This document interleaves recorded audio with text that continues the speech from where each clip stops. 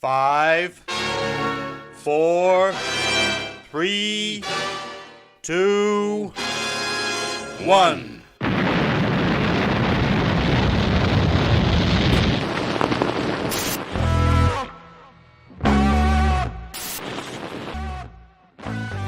On the edge of the box is Madden. Madden trying to manufacture the shot, gets it away, it's there! Oh my word! What a goal from Paddy Madden! The Irishman strikes again! And is that the goal that's going to send Stockport County back into the Football League? End of the day, it's all well and good saying like, oh, whoever stabbed him should be released, but don't think you go on the non-swing for dropping litter. Hello and welcome to the Scarf Bagara War, the Stockport County podcast that's on the edgy side of cheeky, as you've just seen. You know the drill by now. Every Wednesday from 8, we're here for an hour or so, giving you a flavour of the latest county news, views, and most importantly, let's face it, opinion. I'm really lethargic. I went to my favourite restaurant for dinner today, and when you like eat too much. Have you overeaten? Yeah. In case you're wondering, Mexican chicken baguette, pepperoni pizza slice, vegan sausage roll, and a couple of yums. So very good. Yeah, my favourite restaurant is Gregory's. You are correct. You're thinking, yeah. I got like proper flustered in the queue. It was horrible. Like not normally, like the queue moves dead slow, so I can have time to think. And then so it was just panic. I was like, it was just panic. Get everything. It's like, I'll have it all. And I'm just dying inside. I'll probably still have one tomorrow as well, though. Anyway, Rusty's still cycling from Land's End to John O'Groats in aid of St Anne's Hospice. Sponsorship link in the episode description. So I'm joined once again by well and truly a part of the furniture now. Well, as we found out last week, he's a sturdy chifferobe of a podcaster. It's Waggy. How you doing, man? I'm all right, mate. Very good. Yourself? Yeah, can't grumble, man. Can't grumble. Apart from like us being still winless after 2 games and me just being full of Gregory's. But well, you can't have everything. I fucking did when I went in. That's the close, mate. I've like crashed the share price of Greg's. Oh no, it probably wouldn't crash the share price, would it? No, it would because they're closed and they can't do anything. Should we just get our guest out? Yeah. Let's get the guest out, eh? Yeah. Let's play a little thing and get our guest. So our guest tonight is a man who has been a supporter of the show from the very start, and shamefully, this is his first time on the proper show. So let's do the thing, and let's do the other thing where we get him out.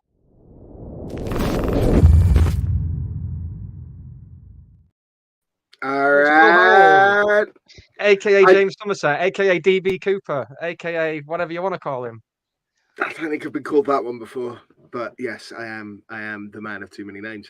I don't know how Ross would feel on the description of the audio only version of the podcast not being the proper show, because I have been on twice.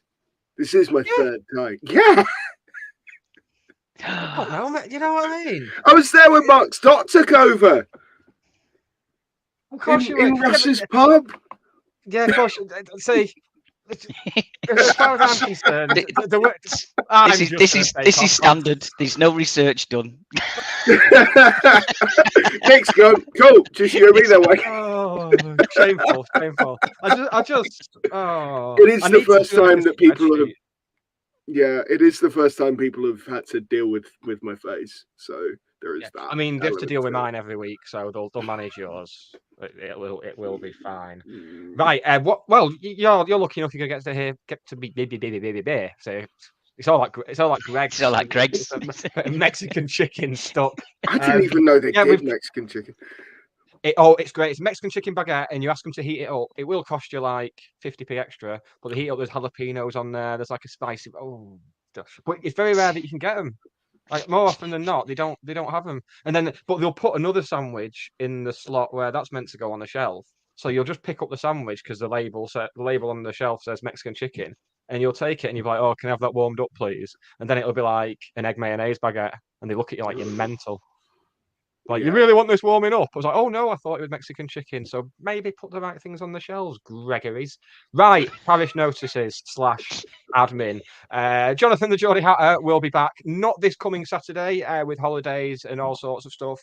He is back on the 16th of September for the MK Dons game, which I've never been to MK away for, principles and shit. I do have some principles. You'll be surprised to know, but it's my friend's wedding that day, so I'm not invited to the day do. I'm just invited to the night do, which is the perfect situation for me. And then he sent me a text on Saturday night. He said, "Oh, just wondering, are you bringing a +1 to the wedding?" I was like, oh, God. But I just know him and his You're taking girlfriend a Mexican chicken sandwich. yeah. Well, I won't get one at that time. Hello. Hello? Oh, let's get me I'd quite happily get my tongue into that, quite honestly. I just pictured that, like, him and his girlfriend were sat there, and she'll have said, "Right, text Nick and see if he's bringing a +1." And Tom would be like, "No, it's Nick. He won't be. He won't be." And she's like, "Well, just text him anyway." So I've said yes now. So my life has basically turned into like a rom-com from like the early 90s. So I've got to get a prom date, man, before homecoming. How many weeks is that for you to get your +1 sorted? About a month, I think. Five weeks. 5 weeks in it. 5 weeks. I can't possibly repulse every woman in the greater Manchester area in a space of 5 weeks. You'd give it a good go, though. Is there many left? Well, I don't even know anymore because I don't know which ones I've repulsed. So I have to start again. You're fine. If I walk past and my tag starts going off. That's what you really need the spreadsheet for. Yes. Yeah. I'll probably use it for guests on this first before I use it for anything else. You can make be a different sheet. Yeah, it could be a different sheet. Different sheets. But then what if I get them both mixed up and then we end up with just a parade of awful women coming on the show? You say awful women. Just because they've been repulsed by you doesn't make them awful. It makes them the opposite, actually. We should put them on. We've got 2 weeks till Russ comes back, so let's see what happens. Oh, chaos. So Jonathan the Jordan Hatter is back with his brilliant away day show on the 16th of September. Looking forward to the MK Dons game. Our Patreon is still offering a 7-day free trial, and there's loads of good stuff on there. You get this show immediately after broadcast, a full 36 hours before it goes live everywhere else, and it'll be ad-free. You've got the first episode of the Courtyard Club Call, which was fantastically helmed by Waggy on Monday. Fantastic very work. much. So that's the first of many. It'll be Waggy and Dan next couple of weeks, and then after that it'll be Waggy and Russ, or Russ and Waggy. Ooh, sorry, Russ. Nah, it's mine now. It's like you're mine now. It's mine. And we've also got the first episode of Dave Smith Never Existed, the quiz between me and Cy Lomas. One of our we all know who won that quiz, but no spoilers. So just probably gives it all away for the video readers. I thoroughly recommend having a listen. I enjoyed it, played along. Would have won, which means that if ever I go on, I won't. So you will. You're on the list to come on to the quiz. Don't you worry. Don't you worry, mate. We're going to test that theory. I would absolutely lose when the pressure's on. Yeah, same. Not. We also have Spotify integration, which is a thing. It's going on technical now, but yeah, we got emails today saying that Patreon is now integrated. I wish I'd known that for my other podcast, because people were complaining at having to go to Patreon to get like the subscription stuff. So we set up subscriptions on Spotify and Apple Podcasts, and now it just all integrates, which is a ball ache. But yeah, so you should be able to get that feed. If you link your Spotify to your Patreon account, you should get a special feed on Spotify with the bonus stuff, which it's all right, isn't it? But yeah, there's a free trial going for a bit anyway. I can't remember the date now. I think it's the 18th of October, which is a Wednesday, which means we'll be podding on Thursday that week. Myself, Russ, and Ben Walker will be hosting an evening with the 2019 National League North title winners at Stockport Gin. Tickets for that sold out today, actually. We've got a stellar lineup there. We've got your Turnbulls, we've got your Warburtons, we've got your Palmers, we've got your Hinchlifes, we've got your Cowans, we've got your Gannons, we've got your Conlons. Much more as well. Loads. So that's going to be a good night if I'm just not sick with nerves before that. I think that'll... Right. You'll be used to that. You'll be used to that with all your prep trying to get your date for the wedding. So you'll be all good. That's true. That's very true. Thank you. Yeah. Thanks, Will. That's good. Right. That looks like admin to me. Yeah, that was some good smelling admin. That was right. Let us get into the weekend's action. Well, what we're going to do, we're going to kind of, what's the word? We'll Talk cover about a Gillingham, football but match. that's the one. Yeah, I'm forgetting words every week. What did I forget last week? Bar. Oh, I forgot, You did no, forget. I You forget forgot pub. pub the week You before, forgot pub. and then I forgot. Yeah. I forgot something last week as well. It's just, I think I don't know. I forgot. I must have headed too many footballs, and I've got the old dementia coming on. Well, that'll be it then. I'll forget that I've invited women to the wedding, and then like about 50 of them will turn up, and I'll be like the most popular. I mean, I won't be popular among stands of the buffet, but I'll be popular among the gentlemen. That sounded wrong. No, yeah, very wrong, very wrong. Right, let's go on to Gillingham. Don't have to cover it in massive detail because you've got that on the Courtyard Club call. Waggy, quick thoughts. 47 seconds or less. Go. 47 seconds or less. Oh, I've already wasted some there, haven't I? In a nutshell, I was gutted. I thought a point would have been a fair result, but I think we should have won it. I think we should have been more clinical in front of goal. They snatched it at the end. They looked a much better side than they did last year when they came against us. And yeah, it was. I wouldn't quite say it was a snatch and grab, but it felt like that. It was your classic away performance, the perfect away performance. Yeah. One that we've been very familiar with over the last few years, particularly under Gannon and Challoner, that's been a bit of a hallmark of theirs. So you could very much recognise it coming, because as soon as they got that free kick, I turned to my mates and said, "This is going in," and lo and behold, there it did. Will, did you see it the same way, mate? Yeah, several of us in Yellow Block also called goal from the free kick. First 20 minutes, I actually thought they were the better team. They really sort of came out the traps, which I was expecting, because they were like that when we went down to Priestfield towards the end of last season. Yeah. They were already another team compared to when they came to EP. I think neither side would have been unhappy with a draw. The fact that we've seen the biggest title-winning celebrations at Edgeley Park since Chesterfield won the National League 2-2 was quite something. Notts County won the draw.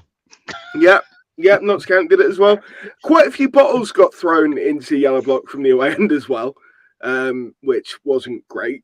But they did make quite a bit of noise, the Gillingham fans, which I thought was quite fair.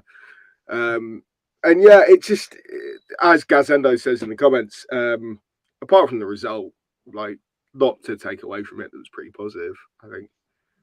And it rained as well, which it did. I remember from GCSE English. That's called pathetic fallacy. Yeah. Yeah. Mr. Thespian, I thought you'd have appreciated that. I did. I did. I mean, pathetic fallacy. You forget the word pub, but you remember that. Yeah. Priorities. Yeah, exactly. Priorities. Well, it's got phallus in it, Waggy, so I'm not going to forget it. Am I? Come on. Well, I am basically 12. I had big plans on Saturday to drink and stuff, and then after the game, you was there early. I saw you sneaking in. Yeah. I got absolutely. I got quite drunk. I'm not gonna lie. I was home by 10. I am out of practice. Yeah. But yeah, I was disappointed she didn't come back out, and that might have convinced me to stay out longer. But I ate my body weight in ethnic meats. It's principally Turkish, and then just cried for quite a lot of the night. Actually, I would have thought it. I did that too. Yeah, weird, ain't it? Was you both on gin? Yeah. If only. Mascara thinner. Yeah, it's. I'd already. I got into basket about 11:30, 12-ish, and I was telling anyone who would listen and people who wouldn't that a defeat was nailed on with it being the opening day. And it just, and then as soon as I saw the weather, as soon as I saw it wasn't going to be bright sunshine, which should be illegal, by the way. You know, the government are tackling a lot of it. Attempting to tackle a lot of issues, but that should be foremost. That should be the first one they sort out. Opening day of the season in August should be bright sunshine. Should be. Yeah. I think that's the first time I've ever known it not be. Like, genuinely, Yeah. I can't. Because I don't make as many games as I'd like, but I tend to try and make the first game every season, but I don't remember it not being bright sunshine ever. So it's weird. It's a shame. I'm not. It's a weird day. I'm not a fan. So as soon as I saw that, I was like, well, we're definitely not winning. Then obviously we had the disallowed goal late on that no one's quite made their mind up about. It's hard to tell from the highlights. Yeah, the angle's not right.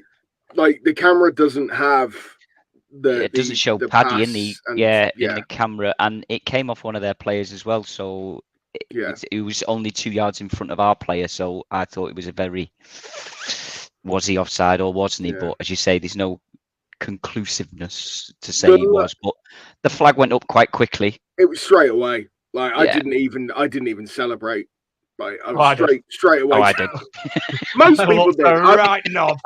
I'm at that point now with watching County with our current team, and just straight away ice the liner. Yeah, I don't know. I was going berserk, man. The one I did find weird was everybody celebrating Jaden Richardson. Everybody in the Cheadland who had the best angle for it. It was everybody on like the left-hand side. The ones who could see where it hit the side netting, all celebrating Jaden Richardson hitting the side netting. Yeah. And I could tell from the back row of yellow block that he'd gone into the side netting. Tiers 1, 2, and 3 that had the best view. Yeah, were all blocks 1, 2, and 3 of the Cheadland. They were convinced, and we were the other side, and I was like, they were gaslighting me. They were gaslighting us. I thought, oh, bloody hell, we have scored. Oh, wait, no, we haven't. No. And then the Gillingham fans got to go, hey, again. I couldn't even translate. Like, usually when there's a Southern team in the UAN, I get tasked with translating, and half of the stuff that they were coming out with, I had no idea. Just completely lost. They made a lot of noise, but it was garbage. Yeah, I mean, good on. I can't have too much ill will to Gillingham because I see them as a proper, I say League One club on the balance of things, and the difference in them from. I mean, we spoke to Matt from Gills in the Blood last week. And we're saying the change in them when we were meant to play them before Christmas at home last year. That was a guaranteed 3 points as we were concerned. Yeah. The form they were in, I think they scored something like 3 goals up to like December, something ridiculous like that. And just that takeover, the change in that club, not just on the pitch, but from seeing. So obviously, I've interacted with Matt on Twitter. There's a lot of their stuff popping up on my feed, and the positivity around that place is similar to what you're seeing with ourselves and with Wrexham. So, and given that they're a good result from last night as well against Southampton. Yeah, absolutely battered them. Absolutely battered them. That's very much a club on the up and one that I think we're going to be vying with for the rest of the season. Well, before we move on to tomorrow night, just thank you to everyone who's tuning in. We've got some big names in there. We've got Tom, we've got Dan Malt, we've got Claire Jess, we've got Gazendo, we've got Chris Crowther, Darren Bowden, good old John Billsbury, we've got Ryan, we've got Ben. Thank you for tuning in. And if you watch on YouTube, well, you will be watching on YouTube because I couldn't be asked putting it on Facebook and Twitter this week. I was like, no, they can come over to YouTube because then when they come over to YouTube, they can press the thumbs up button. They can share it on my feed. They can like and subscribe. Like and subscribe and hit the like button. Yeah, and all that shit. Right, Sheffield Wednesday. Will, you're first. Go. Johnson stuck out.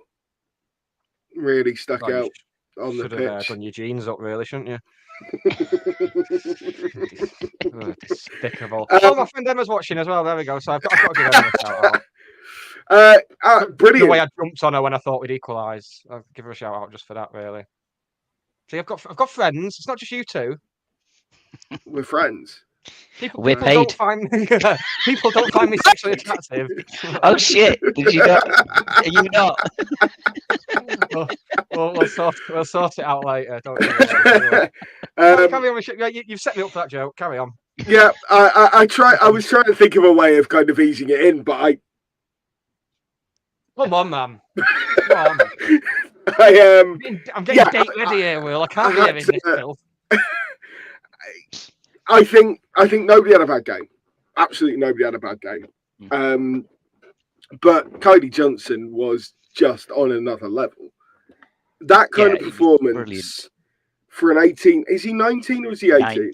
19 now. 19, No, he's still 17. He's one of them players who, like, when you're talking to fans of other clubs, you're like, oh, we've got this 17-year-old lad in midfield, because it makes it sound more impressive. Ryan Rydell's been 19 for about 3 years now. Fair. So let's just carry that on. I genuinely think if we don't take Johnson off at 60 minutes, we hold on to that game. Barry Bannon did not have a sniff until Johnson went. He had like 2 pot shots that went nowhere, and that was all he'd done. It's a cliche, but he was in Johnson's back pocket for the whole 60 minutes that he was on the pitch. I think we counted 3 times. Cody just nips in. Bannon's got the ball at his feet. He's in control. Johnson's there. Just no, thank you very much. That's mine. A couple of really good sliding tackles as well. Oh, the one in the second half, not long before he went off, where he's cleaned Bannon out, but he's got the ball and he's come away with the ball, and Bannon's just in a heap. And I'm like, Barry Bannon took a bit of flack off some of the county fans around me, but I've got quite a bit of time for him. You know, I watched a lot of I've got a mate who's a Sheffield Wednesday fan. I watched their playoff games last season, and I thought Darren Moore and Barry Bannon both came out of that with a lot of credit. And I really thought that. I said to my mate who I went to the game with, I went, Barry Bannon's there, like, proper. He's the one who can take a game by the scruff of the neck and dictate play and everything else. And Cody Johnson just didn't let him do that. And we definitely lost something when he went off. And it feels like we planned that substitution before kickoff. And rather than reacting to the game, I think we stuck too much to a planned substitution. I think leave Cody on, bring on the other subs. And then if it gets to 70, 75 minutes and he's starting to look leggy, then you bring him off. But at 60 minutes, he was still running around like the Duracell bunny. Like, there was no stopping him. He was my man of the match despite only playing 60 minutes. And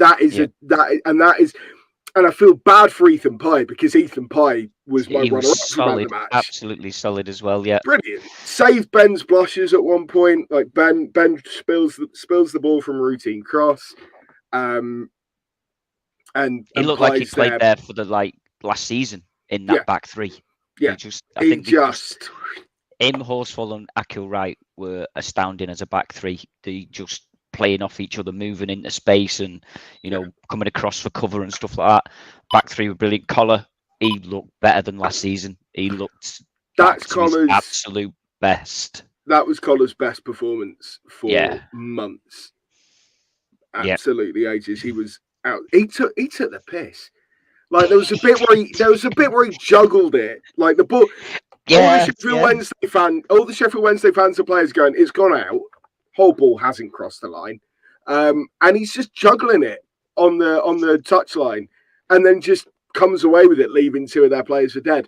And there was another bit in the first half where he's beaten 3 of their men inside the penalty area. And it's that thing wingers do where they beat a man and then beat him again. But when it's Will Collar in the penalty box, I don't mind. It was brilliant. He just did one and then he does another and I'm like, yeah, right, yeah, go for it, Will. Yeah, brilliant. Love that. Because he was such a pivotal player for us last season. Obviously, he had his injury problems towards the end, and his season sort of tailed off. But to have him fit again, and then just have these. I mean, obviously, Cody got recalled from Rochdale because of the injury problems. But I think we confirmed last night that Camps is out for around a month because he went off holding his shoulder. But he's going to have a tough job getting back in, Camps. He should have a tough job. He should have. But Challoner is still looking whether or not Johnson's going back out on loan in a month or so. Not. I think the Rosedale option there. I think if he plays for the next month, he's staying with us for the season. I can't see him going because he'll have nailed a place. Yeah. If he carries on playing like they did last night, which I don't see why he can't. You know what I mean? He had a good spell at the back end of last year on loan. So I can't see why he can't nail on a place, especially with the injuries and stuff that we've got. I think, I'd be honest, I think he should start at weekend against Walsall. Yeah. For me, we have that Crosdale, Sarcevic, Collar, midfield three, and you just take Crosdale out, put Johnson in, and that's our three for me on Saturday. Yep. You know, Sars was brilliant against Gillingham, like carrying on from where he was at Wembley. Collar was brilliant last night, and so was Johnson. I'm like, those three deserve to start on Saturday for me. That makes last night almost a win for me. Seeing Pye and Johnson just make their step up into the first team and not look out of place against a strong side. Yeah. You know, there was a lot of the team that played on Friday night in their opening game against a strong championship side. Just to come in like that, you think there'd be nerves, and then you've got the stadium as well, and that iconic stadium, like big stage, bigger pitch, and for them to just not look out of place. That's what it's all about for me. These young lads come through. Mark my words, if we can get Cody Johnson signed up to a long-term contract, I think that's where we're going to break our incoming transfer record. Yeah, I think it's exactly that. It's Cody Johnson. That's it. And imagine being that age and having a song already. Yeah, I know, and what a great song! What a great chant, and it went on for ages. It went on just a little bit too long, and then it stopped just before he got subbed off. And it was like, you've carried it on this long, it needed to go. Ideally, it would have stopped a bit earlier and then started again when he got subbed off. But the fact that it stops and it's like, come on, start it again. Like, let's get it going again. They started singing Paddy Madden because he was getting substituted, didn't he? Yeah. So that was why it got a bit confusing. He didn't get subbed. And actually, Paddy had a great game. Yeah. Brilliant. But I remember probably it was just before Torre went off for Rydell. Paddy made this gut-busting run back to sort of, I don't think he won possession, but he stopped a Wednesday attack. And after that, he just looked out on his feet. And again, I do worry that we maybe pre-plan substitutions and don't react to what's happening on the pitch. Because for me, after that moment, Paddy looked out on his feet, and I wasn't surprised when his penalty was saved. Like, I just wasn't, because he put in such a shift. Yeah. After all these years, I've gone without seeing a county penalty shootout, and then it's been three and four games, and I've already got that jadedness where it's like it is with England. As soon as it goes to penalties, I'm just like, well, that's us out then. That's it. And it's penalties aren't meant to be a county thing. We've won one for the decade now. That's it. That's it. Done. We've done beat Salford. It's done. I had never seen a penalty shootout live, and I've been to 4 county games in a row and seen 3 penalty shootouts. I'm done now. The novelty's worn off. It was great winning on penalties against Salford. Awful losing twice. Not a fan. Yeah, they're not for me. I was thinking about this because I was speaking to Paul Sharrocks earlier of Stockport Gin, and he was saying he went, and the fella behind him all game said, "Oh, Madden, you're shit, Madden, you're shit." And then he misses the penalty. He's like, "You're shit." And Paul said, "Well," Paul turned around to him and said, "Well, he's not shit, is he?" He's like, "What?" Like, "No, he's not shit." He's like, "Yeah, I don't know why I said it really." Like, yeah, shut up then. But I think for that exact reason, what they should do, penalties, when you've had your first 5, when you've had your allotted takers take the first 5 and it goes to sudden death, that's when you should get the gobbiest fans out of the crowd. Yep. And say, right, you up, mate, come on, fat boy, get him up there, get it one spot on top bins. Or stick him in goal. Let them try and save a penalty. Out of 5.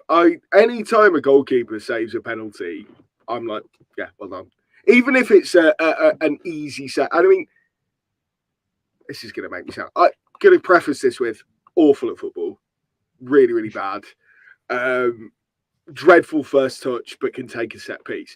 But I was all right in goal for my height, but I was good at saving penalties against amateur footballers who telegraph where they're putting the ball. Trying to guess which way a professional footballer is going to go.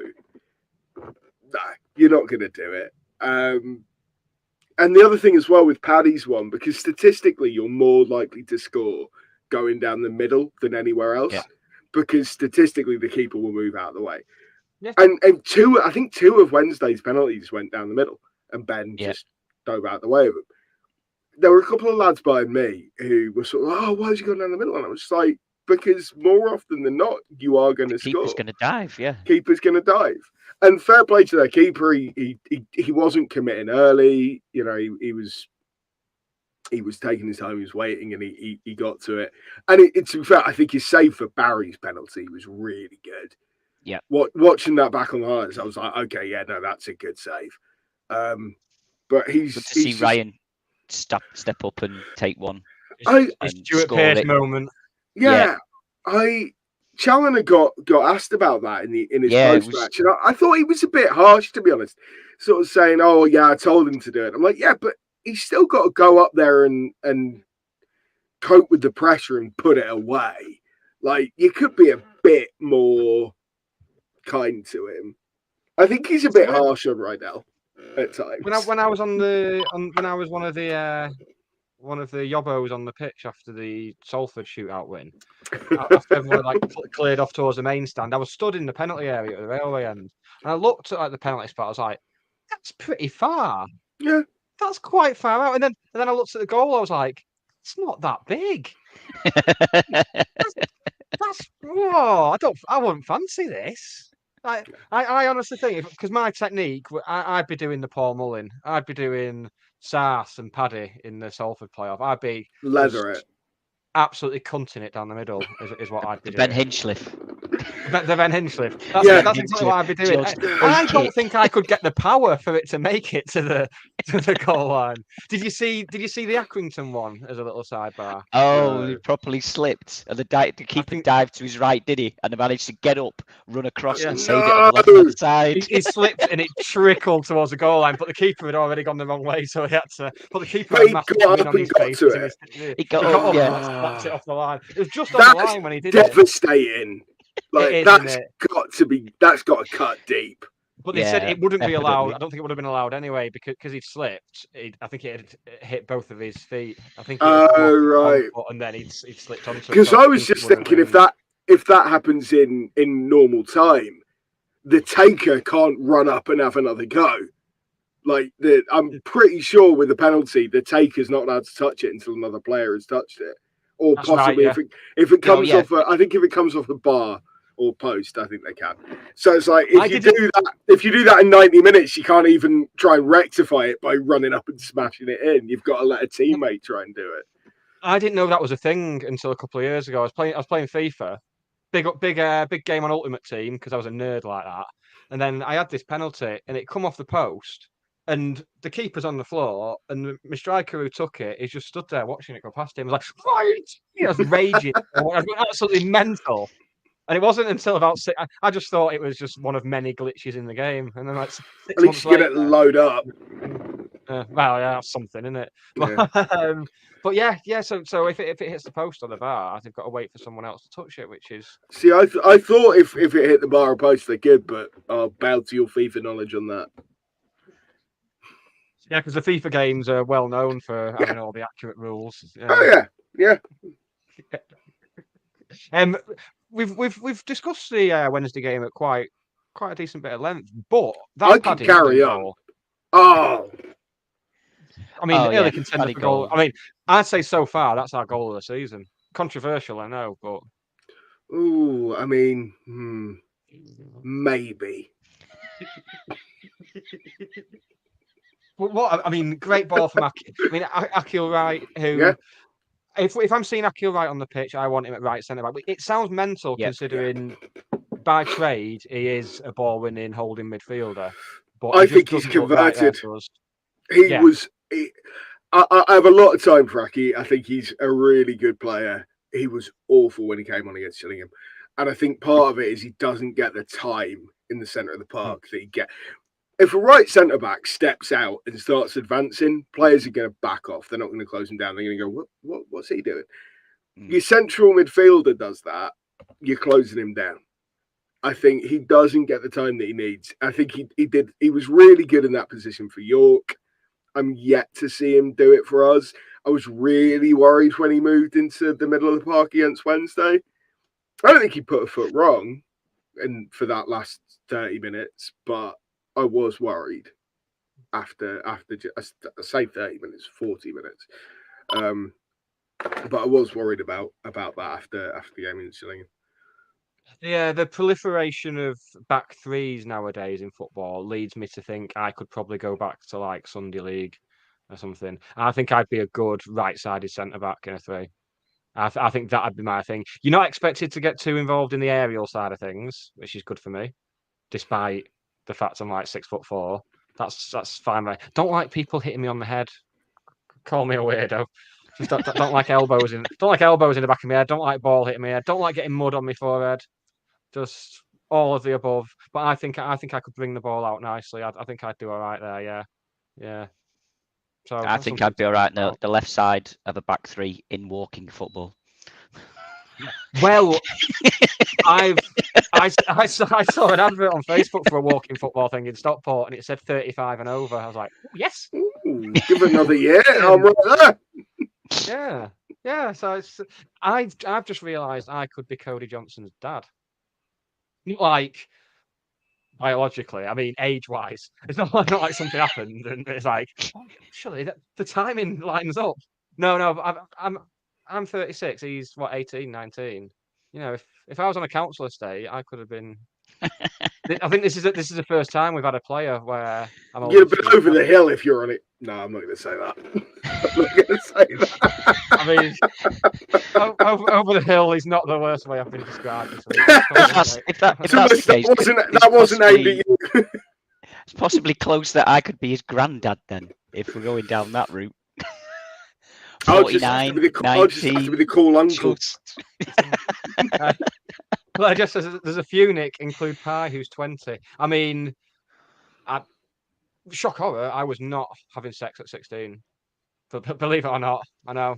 But you were at 17. It's easy in the midst of hot girl summer to think, oh, there's a man who's been doing that for a while. But no, it's 17 I was, yeah, to varying degrees of success. Yeah. To be fair, I have an ongoing thing, which is if you don't knock somebody up when you're not trying to, then you're successful. Don't knock someone up. As in. Hello, 70s. It's good to have you back. I'm just saying, you know, if you're having sex and not getting someone pregnant, you're winning. Yeah. Yeah, okay. I'm not having enough vodka. That's my problem. Sorry, I'm just double. This is the Stockport County Fans Podcast, is it? You started this. You started this with something you were Cody Johnson's dad. People just don't expect me to be a sensual being, Will. I'm sensual. I'm sensitive. I slow down for horses on country lanes. I've got a sensitive side. Right, let's move on from that. Disgusting behaviour, you two. Just drag it down every week. It's not. Just doesn't happen when Russ is here. Well, I bet he's done it. I bet he's done it, hasn't he? Well, he's got 2 kids, so he must. Yeah, he does have 2 kids. Failed. At least twice. He's got 2 kids. Yeah, he's failed. He's failed because he's got 2 kids. Doing it wrong. Doing it well. Before we get on to the Warsaw game on Saturday, how are we feeling about the new added time and assorted rules, Waggy? Well, the added time is expected because we saw it in the World Cup, didn't we? So as soon as they said that was coming in, it's like, wow. I mean, what for the first halves of the 2 games, we've only had 4 and 5 minutes, which I'm quite surprised at. And then it's a lottery of, I think the couple of lads that I was stood with, who was like, oh, is it going to be 9? Is it going to be 10? Is it going to be 11? we were all just weren't sure. But I think somebody said from the Gillingham game that they didn't actually announce it. I don't remember. I can't remember if No, they they did or didn't. not. I But was they just did last watching the night. clock and then scoreboard go, yeah. They announced. Yeah. They did announce the second half. They didn't announce first. I heard the Right. second half, but I didn't. Right. I didn't hear the But they first. did last night. They said the guy Yeah. put the board up and Yeah. whatever that shit PA system muffled. It was really weird, that PA. Yeah, stand up if you want to go faster. It was really weird, that PA, because the music actually sounded quite good, and then as soon as their announcer got on the mic, it was like, Yeah, it was rubbish. which makes me think it's technique, microphone technique. He's swallowing the mic. Shouldn't do. That is It's He's got it under his good jaw. job we've got people here with good microphones. Hello. Hello. Hello. We should do a county ASMR podcast. Howdy Johnson. Oh, that's horrible. Oh, I've just never having sex again. I've decided that's put me off it. That's horrible. That was the most disgusting thing I'd ever said. In a podcast where it's gone on some weird tangents compared to normal, that's the most disgusting thing I've said. Can I just say that if Russ watches this back, I don't think I'm going to be allowed to make a fourth appearance. No, he has holidays. It's all right. Yeah, he has holidays. He's got a family who love him. He goes on holiday. So yeah, try and bring it back a little bit. Yeah, Sheffield Wednesday added time. Added time. I think it's expected. I think it brings a bit of a different dimension. Like Gillingham scored in the 84th or 86th minute.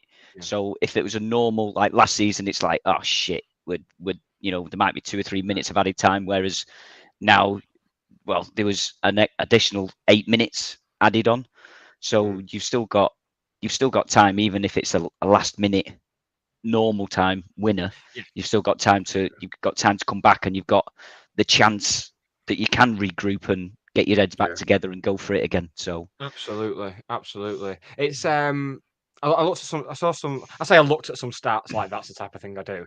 I accidentally overheard some stats on the radio where they said, I think last season in League Two, the ball was in play an average of 55 minutes every game or there or thereabouts. And this weekend it was around 70 minutes, which I did think the game flowed a lot better. I thought the ref had probably the only time we'll say it this season, but I thought the ref had a decent game on Saturday. I mean, there were some what you'd normally consider as soft yellow cards, but under the new rules, they're not soft yellow cards. There was a moment that annoyed me when Gillingham were making a substitution. The ref tells the Gillingham player to leave by the nearest touchline, and the Gillingham player goes, "No, I'm going off this way." The ref just goes, "Okay, fine." And then the Gillingham player starts going towards the dugouts, turns to slowly clap the away end. And the referee just meekly goes, "No, get off." It's like, no, you're the referee. You tell him you're going off over there. You go off over there or I send you off for time wasting. Like, they brought in these rules. I think they're good rules. It did make me laugh that Sheffield Wednesday had a player booked for time wasting because he kicked the ball away. He kicked away in frustration because the pass to him was so dreadful that he didn't stand a chance. And he just lashed out at it, and that's classed as time wasting. And then there was a moment about 10 minutes later that was clear kicking the ball away to kill some time, and there was no yellow card. And I was like, that was more of a yellow card for time wasting than they seemed to the first half an hour of the game. They seemed to be right on top of it. Like if you kick the ball away, even a little, just like toe poke, there's a yellow card. I've seen it in some of the live games that were on, like the championship games and stuff. A couple of Cardiff players, I think it was, got booked within the first 15 minutes. But then you get towards the second half and another player does it, and it's like, it's the second half. It's all right now. Yeah. It's just like if you're going to do it, you do it across the board, and people will stop doing it. Yeah, and the irony there being that in the second half, it's more likely to be time wasting than the first half. Who's wasting time in the first half unless you really are coming for a 0-0? Dover. I did say unless. I know where There was Boston United's keeper. that was brilliant. Classic, Yeah. classic example. And then also with Boston, you've got the old where's the assessor? Oh yeah, Boston. I miss Boston's got a thing when it comes Boston. to time wasting. I miss Boston. Said nobody ever. The only people who said they miss Boston is people who live in Scunthorpe. That's it. They're the only people who are like, oh, let's go to Boston. That'd be nice. Right, let's move quickly on to Saturday then. Walsall. Will, could this be the start of our season? I hope so. Will it be the start of our season? I hope so. And based on last season, which we had a blinder down there. One of our best away performances last season was last season. Yeah. If we play like we did against Wednesday, we will batter most teams in this division. Which is hilarious given everybody complained about the 7 changes from Saturday. If we play like we did against Gillingham, I would back us to beat the majority of this division. I think Gillingham are a good team. I don't know much about Walsall this season. I don't know. I know next to nothing about their summer movements. What's it? Left centre back's gone there. Hussey. Didn't he? That's right. He's there. Yeah. Yeah, and he's there. And was a bit bit of a weird in his interview. Yeah, bit weird. Oh, now you're talking. Oh, I want to go now. But I think if we play like we played against Gillingham and the improvements that we saw against Wednesday, I think we should go down there because as I think we said it in the Courtyard Club call, is that teams are going to come and set up to draw at Edgeley Park. That will be their first and foremost. You might get your Wrexhams or your MK Dons or someone like that will come up here and give us a go, but everybody pretty much is going to be, we want to keep it 0-0 or try and snatch a goal like Gillingham did. But we go down to like Walsall, they're the home team, they'll be expected to play more, be a bit more adventurous and come at us, and I think that suits us much better. If a team tries to play football against us, when we'll hit them on the counter attack and we'll pass through them.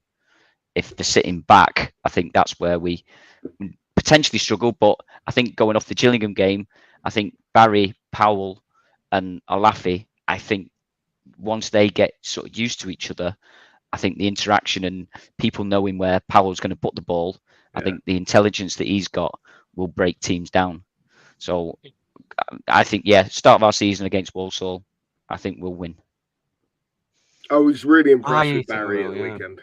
I was really impressed with Barry at the weekend. Same, very, very bright. There was a point where he'd got into the box, got beaten to the ball, and then somehow managed to muscle his way in, get it back, and then take a couple of players on and try and make something happen. I'm very excited by him, and his injury wasn't much of an issue. But that brings us on nicely, actually. Claire Jeffs also brings us on nicely to it. A lot of people are concerned with our firepower. Do you share those concerns and think we need to bring someone in? So, according to the rumour mill, I have it on good authority that Wrexham have bid 300k for Armstrong from Harrogate, who was asked to be left out of their squad at weekend because he wants to move, and the assumption is that it's going to be to Wrexham. Do you? Well, that the talk is that Harrogate won $500,000 for him, and today there's stuff flying around that Kabongo Shimanga is subject to a foul. Which county fan has started that?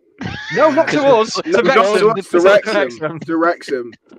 This is to Wrexham this time. We're bored with Congolese the rumour prince. every 2 months of him coming to us. Yeah. So now they've decided we'll throw a curveball in and say he's going to Wrexham for 500k instead. We had to move on from Tom Denton eventually, so there had to be someone. I don't think another striker would have helped against Sheffield Wednesday. I don't think we really had any more clear-cut chances. A few balls into the box, a couple of moments, but nothing that made you think, if we've got a finisher there. There was a moment in the first half where I thought if Tanto had the composure that I've seen him have, because I've seen him play for Sutton a few times, and I've seen him get on the end of a long ball or a through ball and smash it past the keeper. And I just thought, if he had that composure for us at the moment, that would have been 2-0. Yeah, I think don't he know how he seemed to gets think that too back. much, didn't he? He gets when he's, like you say, when he's instinct, he takes the shot and he puts it on target. When he's got to think a little bit more, he seems that I think there was a couple of times where he come in and he could have squared it to Collar. I think it was just around the penalty spot, and he sort of got caught in two minds of, well, I'm a striker, I should be shooting, and then he's like, oh no, Collar's in a better position. Which do I do? So I shoot?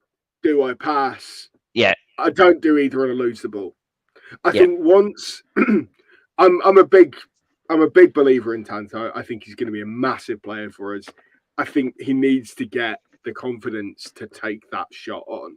Yeah. And I think when he gets that belief in himself back, because I know he's had it, I've seen him with it. When he gets that, he will score goals for us, and he will score a lot of goals for us. But yeah, Luke Armstrong, great centre forward.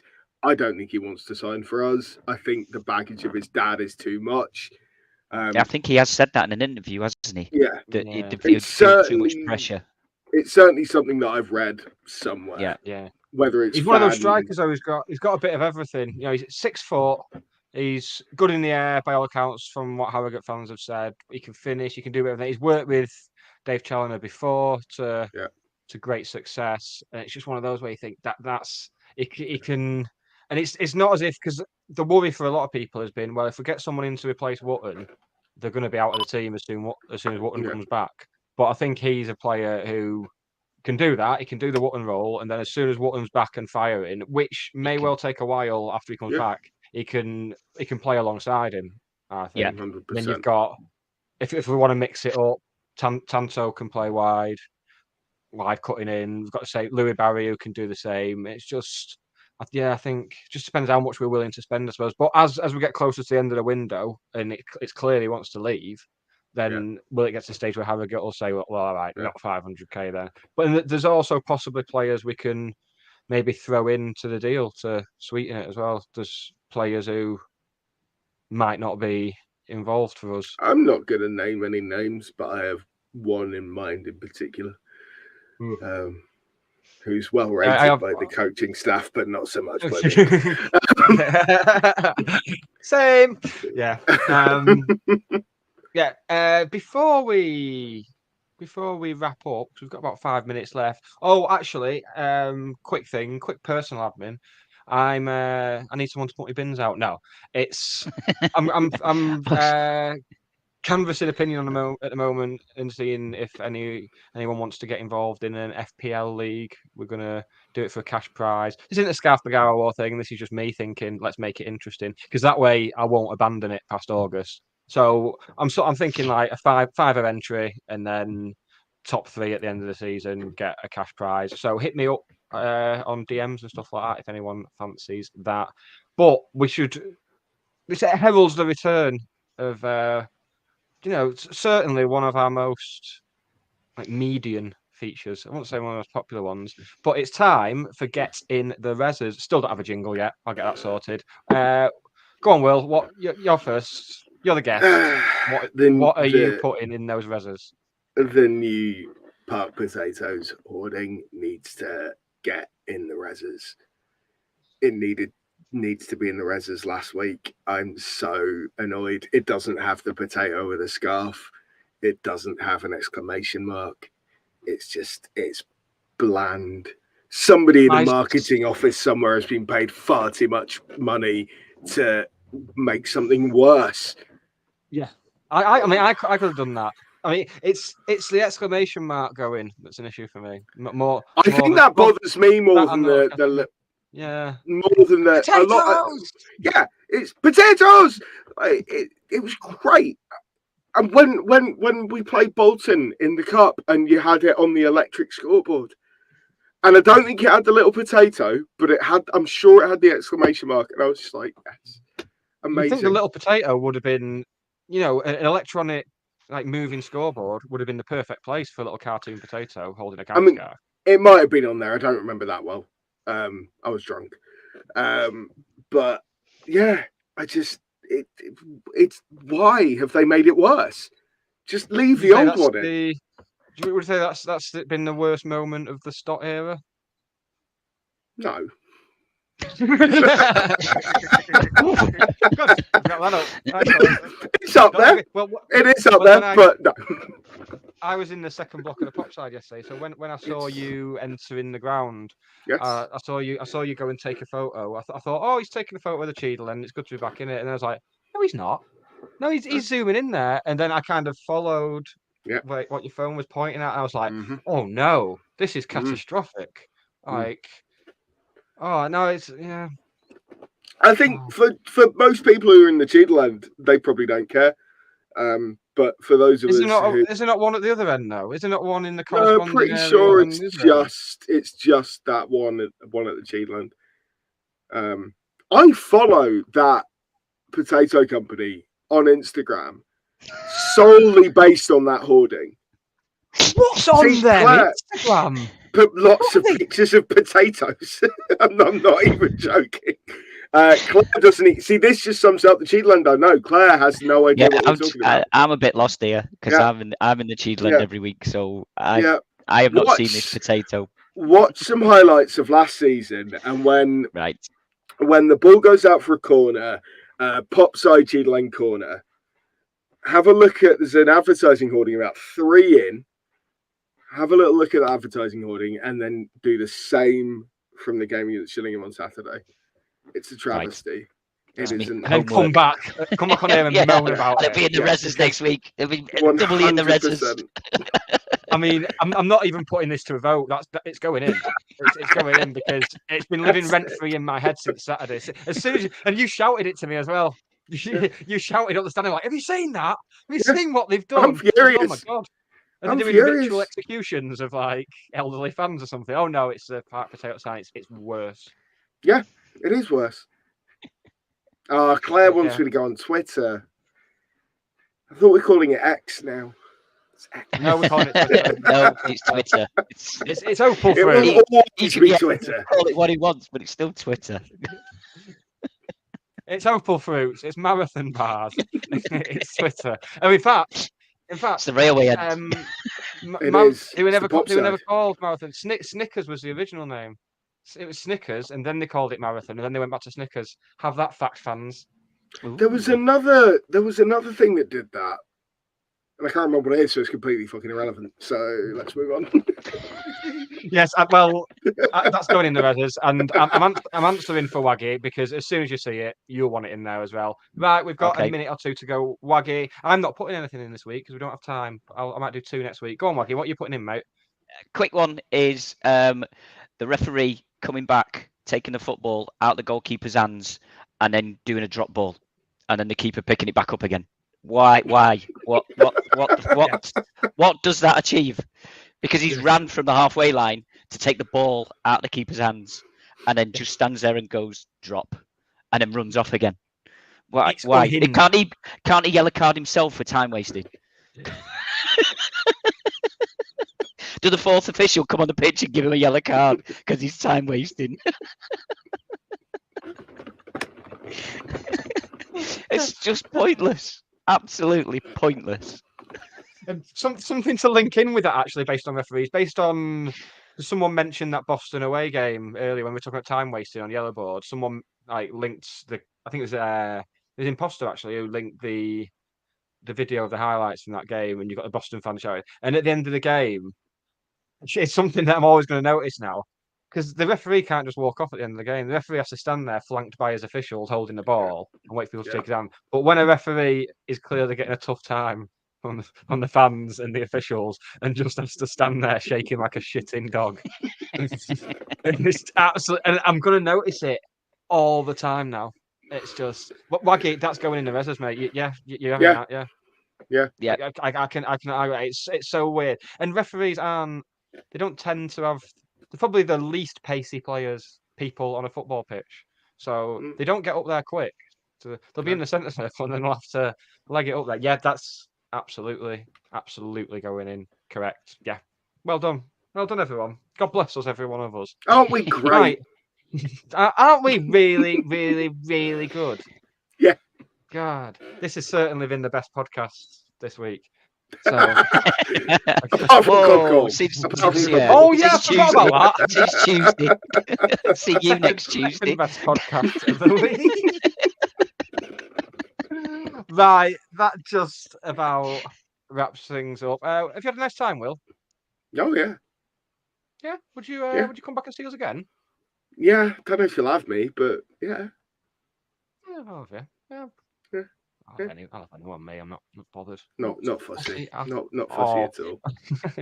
Well, thank you for joining us. Been a pleasure. Thank you as well as ever.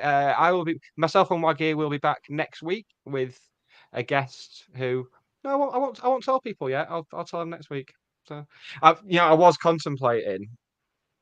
Bringing out the big guns while Russ is away. I was going to have like Tom Mann, Johnny Vaughan, and Dave Challoner all in like the space of just while Russ is away. But at the same time, have them at the same time. Get Simon Wilson on as well. Just have them all. Have them all on. But Russ is better at talking to football people, though. I'm not. I monopolise the conversation by talking about my Gregory's order and my sex life. I don't think that's what they want to hear. That sounds pretty good to me. I mean, they go hand in hand, don't they? Yeah. I mean, Greg's and sex. If you're doing it right, you're doing it right, mate. Why I'm not going to date for the wedding? Yes, we will be back. A quick one for the Courtyard Club Call. We will post on socials where you can do a 30-second to a minute review. Yes. You can leave a review on the Tinternet, and we can pick it up and we will play some of them back within the Courtyard Club Call. We will absolutely do that. Yes, yeah. You can set the agenda.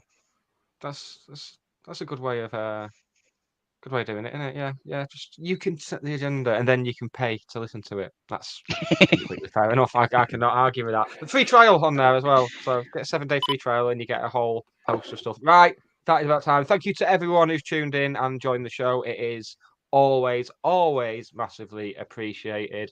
I'm getting the hang of like talking whilst looking for the button to finish things. So are you? I mean, if I'd not mentioned it, then you'd be like, you know what, Nick's getting good at talking about things while he's looking for the button to end it. So I think on the whole, I've done all right. And I think in fact, next week's the last one before Russ comes back. I think we might ask the listeners to do like an end of term report for me, just to see how I've. I'm like the standing teacher, so I need a report as well. Yeah. I mean, it's more important for you because it's dependent on whether you. When's the guy come back again? Yeah. Don't tell the teacher when the teacher comes back. Don't tell them what you were doing while they're away. It's just asking for trouble. Oh, he'll be watching as well. Yeah, he will. Big Brother. It's like Big Brother for him, this, isn't it? Just watching some weird specimens in a room, or 3 rooms, really. Right, that'll do it. I was just going to say how good Cody Johnson is. He's good, isn't he? He's good. Well, he's good. I believe the kids would call us Cody Johnson stans, wouldn't they? That's the thing, isn't it? Is it? How am I older than you, Will, and you don't even... No, I'm there. It's the fact that you said it was the kids, and I'm pretty sure the kids have moved on from Stan. No, they're still saying stans. They're still calling things peng, as I did with my Gregory's this afternoon. I'm down with the kids. That's not how I wanted to wrap up the podcast. Let's right. There's the title. on that bombshell. Oh, I've got the title a long time ago, mate. Don't you worry. Right, cheers, chaps. It's been a pleasure. Just stick with us for a second after, so we can talk about all the shit munchers behind the backs. Thank you for tuning in. Cheers, thank you for supporting us. It's much appreciated. We will cheers. See you thank you. Cheers. Thank you. And indeed, ta. This episode of the Scarf Bagara War was written, recorded and produced by Russ Johnson and Nick Lee. The music on the opening titles was produced by Dan Johnson. Subscribe wherever you get your content, as well as finding out how to join the TSBW fan club.